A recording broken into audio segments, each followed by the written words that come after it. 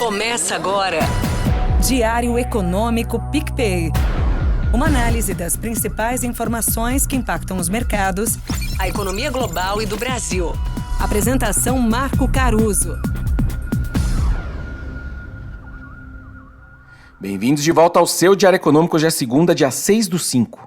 Esse começo de maio está com uma cara melhor para os mercados do que a gente viu lá em abril. Daqueles 3 vetores que têm comandado os ativos, surpresas positivas com a atividade, pausa da desinflação de bens e serviços, que continua ali persistentemente em patamar alto. Só que uma boa foto dos balanços das empresas, a gente teve boas notícias na margem na virada do mês agora. O principal talvez tenha sido ali nos indicadores dos Estados Unidos, apontando para uma desaceleração do crescimento, que essa altura do campeonato é na verdade visto com bons olhos, agora que a curva de juros já deu uma bela reajustada para o cenário de política monetária. Interessante que antes dos dados do mercado de trabalho nos Estados Unidos na sexta terem dado esse refresco, o Fed já tinha adotado uma postura mais ou menos neutra na quarta-feira, mesmo com toda aquela história de inflação elevada que predominou em abril. E o micro das empresas também segue positivo, inclusive a temporada de balanços no Brasil vai bem, obrigado. E essa semana é relativamente tranquila de agenda lá fora, o que pode então sustentar essa melhora do humor. Bom, mas indo para o que interessa nessa semana, aqui no Brasil a gente tem decisão de Selic, tem IPCA no mês de abril e tem uma semana potencialmente agitada em Brasília, em meio inclusive ao desastre lá no Rio Grande do Sul. Sobre o Copom, a gente chega na semana da reunião com aquele mix de premissas dos modelos do BC que justamente embaralha as coisas. Será que eles vão de 25 a 50?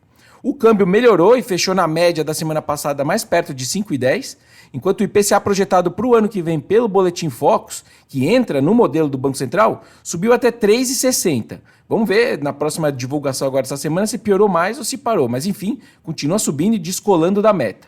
Mas o ponto é que, então, quantitativamente, quando eu coloco tudo isso ali no liquidificador do modelo dele, talvez a projeção deles de inflação não piore tanto a ponto do corte de 25 ser tão óbvio assim.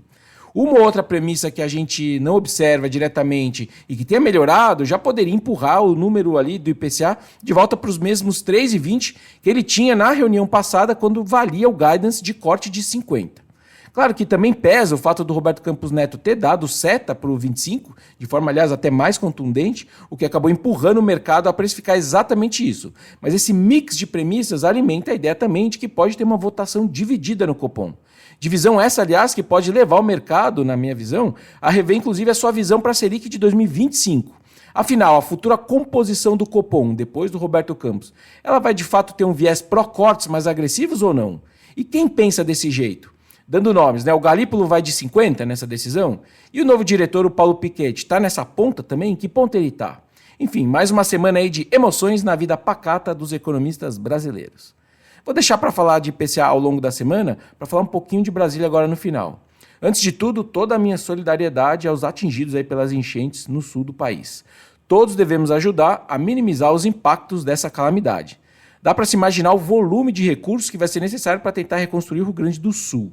E o propósito de todo o equilíbrio das contas públicas é justamente ter recursos para momentos como esse, onde o papel do Estado é enorme. Todo aquele esforço do próprio Rio Grande do Sul para ajustar suas contas se justifica num momento exato como esse.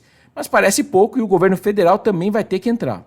Vale apenas ter em mente que o atual arcabouço fiscal, como o anterior, aliás, já prevê exceções para calamidades públicas. Então o auxílio poderia ser imediato, o que provavelmente tira a necessidade de um regime jurídico especial e emergencial, como tem sido noticiado nesse final de semana.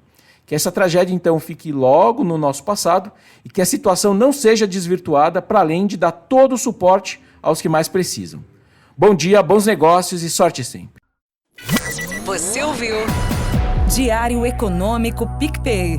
Uma análise das principais informações que impactam os mercados, A economia global e do Brasil. de segunda a sexta, às 6 da manhã, no Spotify e YouTube.